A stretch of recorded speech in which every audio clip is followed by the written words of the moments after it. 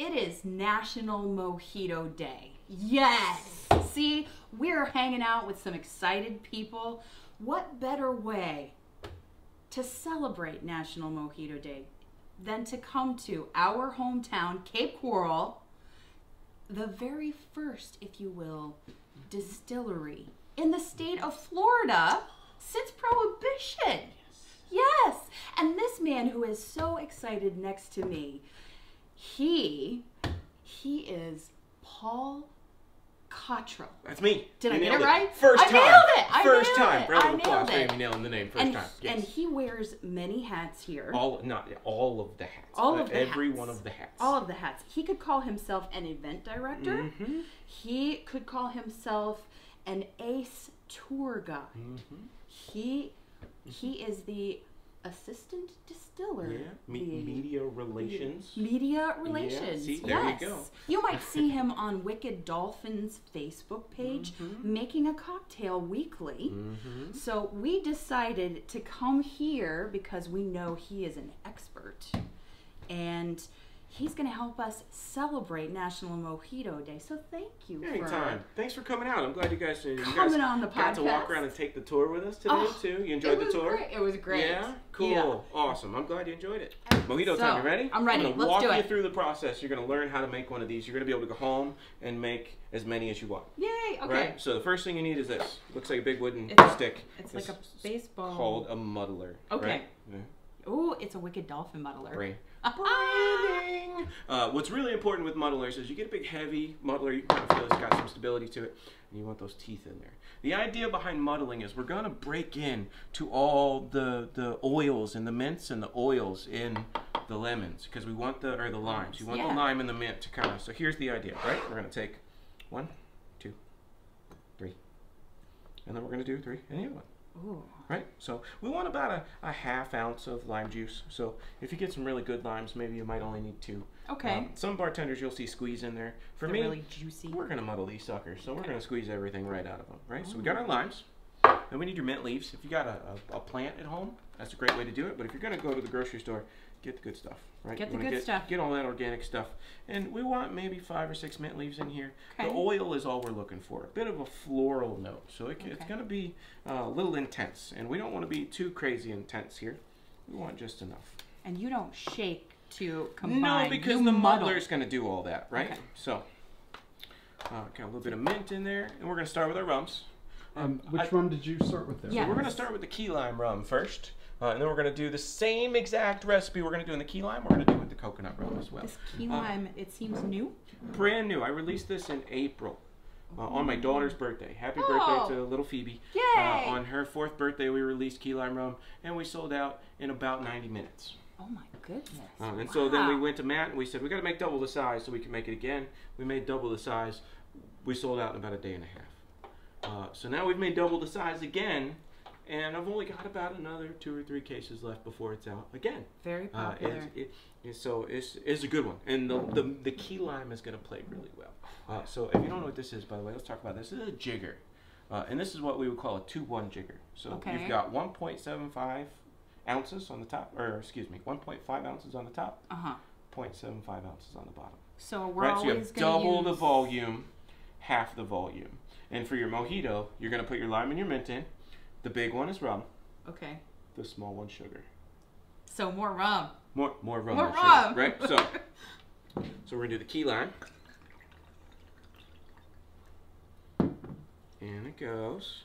And we do need the liquid to help with the muddling. So that's why we're gonna add the rum and the simple syrup in here. And then we're gonna go build the other one as well with the coconut rum in it, right? So coconut mojito style, right? There you go.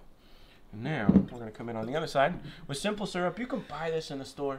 Guys, it's just 1 part sugar, 1 part water. Just make it yourself on the stove, put it in the fridge. You know what you're drinking. How long does it stay good for? If you put it in the fridge, it's going to stay good for quite a while. Okay. So, I mean, after you guys try this mojito recipe, you're going to be making this like once a week because you're going to drink it all. So, okay. So, we got to do it after the running. After the running. Yeah. Right. After the running. So. Okay. There's our sugar, right? Now we're going to do this muddling process. And the muddling is what's going to help kind of break up all the fruit in there, right? And it's going to get the oil out of the mint. Now we don't want to damage the mint. Right. We just want to squeeze the juice out of the fruit. So I'm going to go in here. 1, 2. Nice and slow, huh? 3. And guess what? That's it. We did it. That's it. That's it. Not too much. Come on, what? get in there. Oh. Come on, get in there. You think I so can do it? So just get in there straight down and then straight twist. Down. But make sure you push down on that fruit and get that juice. There you go. And I give it a little twist. That's 1. And that's 2, right? And that's 3. And that's it. That's it. But see here, check this out now, right? Now that we've done that, smell. Right? All that minty deliciousness is coming out. You don't need to go crazy with it. Now, for the most part, this cocktail's about done. Right? Okay. From here, we're going to add our ice. Sorry, camera guy, I don't want to splash ice everywhere. So That's quite all right. We got to do the refreshing part. So yeah, we're going to fill these up most of the way. Traditionally, you would want to use crushed ice. Okay. For mojitos. Okay. But whatever ice you have at home will work just fine. Okay. Now, at the end, we're going to get some club soda. If you like your mojitos to be a little sweet, don't be afraid to throw a little Sprite in there. But Sprite. Yeah, I'm not a big fan of really sweet cocktails. No. That's why I like mojitos, because they're really light and refreshing and not, crazy sweet. Okay. So we're going to come in here with the bubbles.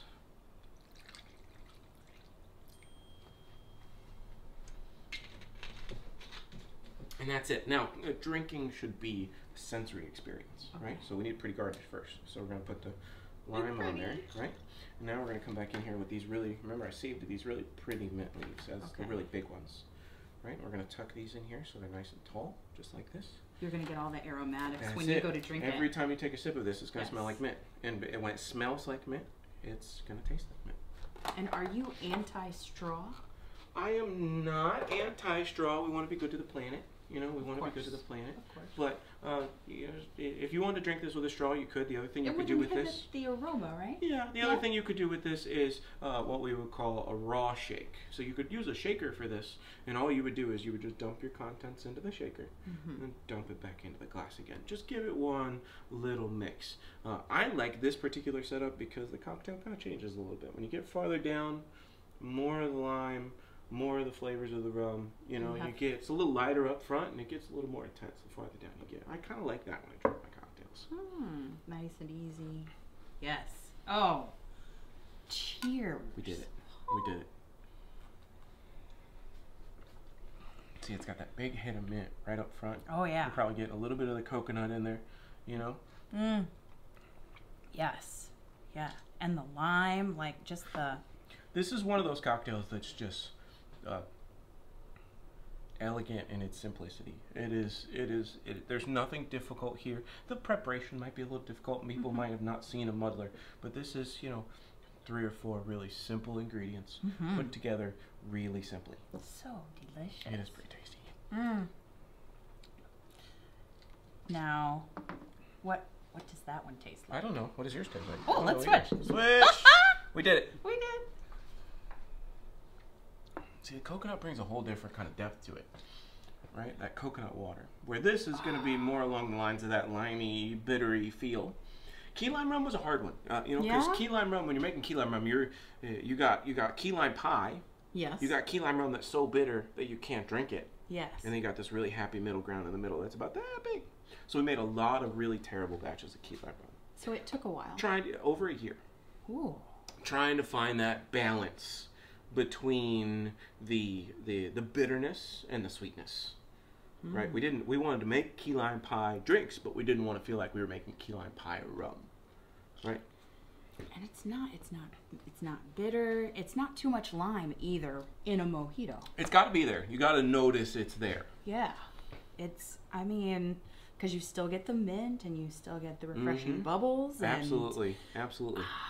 This is this is one of those really simple classic cocktails that just anybody who likes rum, this needs to be in your repertoire. You should always have a daiquiri, you should always have a mojito, and you should always have a pina colada just kind of sitting in the pocket. Those are your classic rum drinks. But pina coladas for me, very different. Yes. We make pina coladas really different here because we don't use cream and they're not very sweet. No? Yeah, we use a little bit of tonic water instead of like anything crazy, and then just coconut and pineapple rum. I feel like we should visit them on a National Pina Colada Day.